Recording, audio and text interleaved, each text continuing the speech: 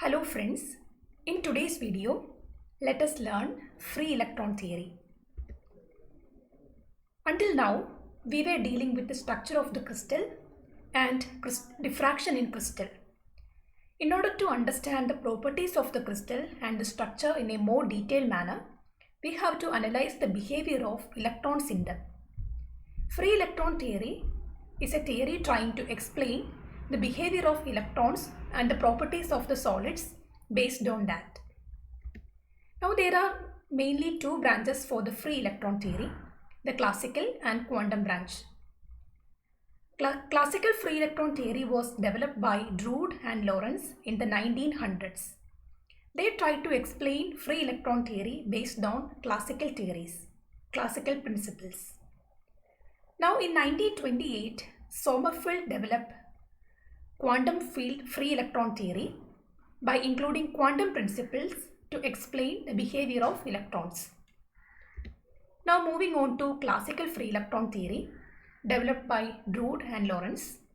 The major postulates under these theory are the metal crystal consists of positive metal ions whose valence electrons are free to move between the ions as if they constitute an electron gas. We know in every metal, the elements, each atom consists of valence electrons. For example, in the sodium atom, one electron is valence electrons. And these valence electrons from all atom will be released and they will be moving throughout the crystal in a free manner. That is the major assumption of free electron theory. Even if it is classical theory or quantum theory, this idea is held. Now the crystal is held together by electrostatic forces of attraction between the positively charged ion and the negatively charged electron gas. The mutual repulsion between the electrons is ignored. Now the major assumption of free electron theory is like this. The potential field due to positive ions is completely uniform so that the electrons can move from place to place in the crystal without any change in their energy. This is a major assumption in the free electron theory because the uniform potential, the assumption of uniform potential is quite important. Now, if we compare with the band theory, which we will see later, in the band theory, we assume periodic potential. But in the free electron theory, we assume a uniform potential. If the potential is varying or not uniform, that means the electron will move between different potential levels. So a uniform potential is must to ensure that electrons are absolutely free. So free electrons exist if we have a uniform potential.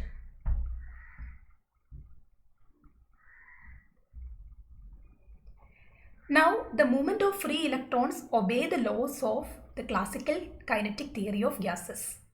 Just like molecules or gas molecules behave inside a box, electrons will be behaving within these metals or within these crystals.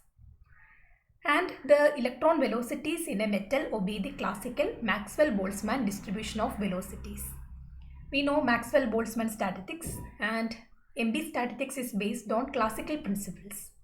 And these classical laws, the classical kinetic theory, the classical Maxwell-Boltzmann statistics, etc. will be used to analyze the property of electrons within the crystal. So that is with the free electron theory.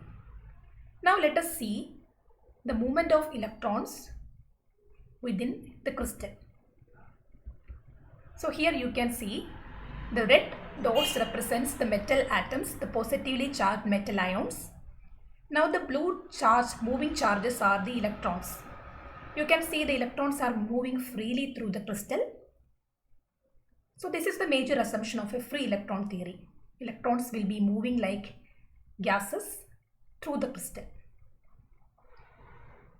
You can visualize the free electron theory like this, like the free movement of electrons within the crystal. So if current is conducting, then that means electrons are moving opposite to that direction, opposite to the direction of current.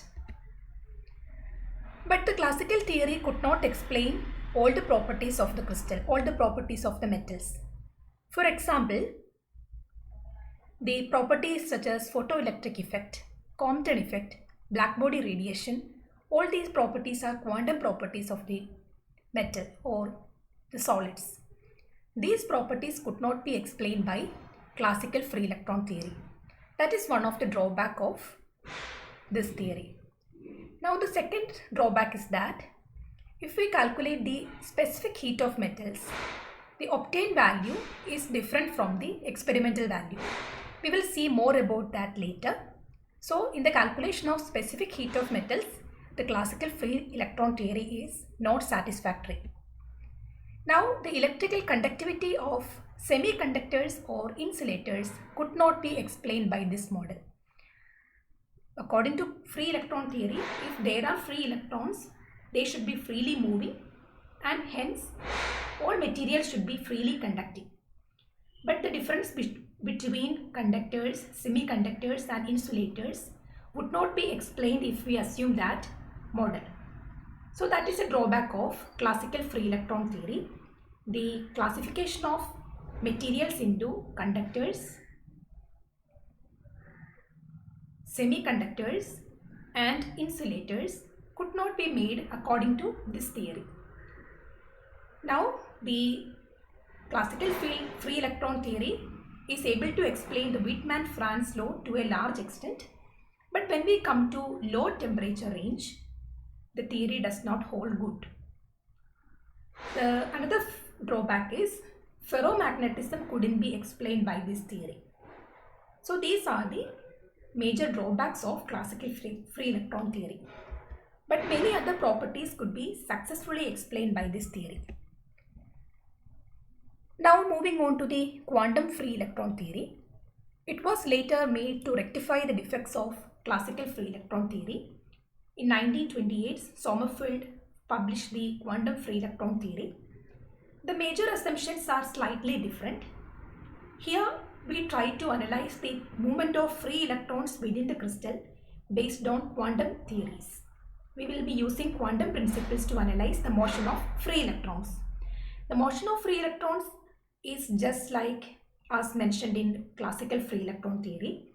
You can imagine them to be as molecules of gases moving within a box. And if we apply quantum principles, then we know the energy levels of electrons will be quantized. That is the first difference that is made in this theory. If in classical theory energy levels are continuous, but according to quantum theory energy levels are quantized. That difference will be coming in quantum free electron theory. Then free electrons obey Pauli's exclusion principles. Since electrons are fermions, they will be obeying the Pauli's exclusion principle. Now the distribution of energy among the electrons is according to Fermi-Dirac statistics. In classical free electron theory, it was based on Maxwell-Boltzmann statistics, which is a classical statistics.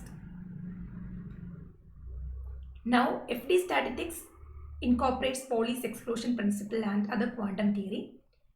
So in quantum free electron theory, FD statistics will be used. Now the earlier mentioned criteria, earlier mentioned assumptions also holds here. The free electrons travel in constant potential. So constant potential is a very important criteria of free electron theory. I have already mentioned free electron means constant potential. If there is a difference in potential, then that means the electrons will be pulled towards that. So that means electrons aren't free. So constant potential is a must for free electron theory. Now the repulsive force between the electrons are neglected in this theory. So even in the quantum theory, you can assume the electrons are held within this box and they are moving throughout this crystal in a free manner. So when they come to the corners of the crystal or the sides of the crystal, they cannot move beyond that, right? Electrons cannot penetrate through the walls of the metal. So the electrons are actually held within this metal. So you can imagine that these are particles confined within a box. right? So in the assumption of free electron theory, we assume that electrons are free within the crystal, but they cannot move out of the crystal. So in the quantum free electron theory, the electrons can be treated as a particle confined within a three-dimensional box. So these are the major aspects of quantum free electron theory. I hope you got a broad understanding about free electron theory. Thank you.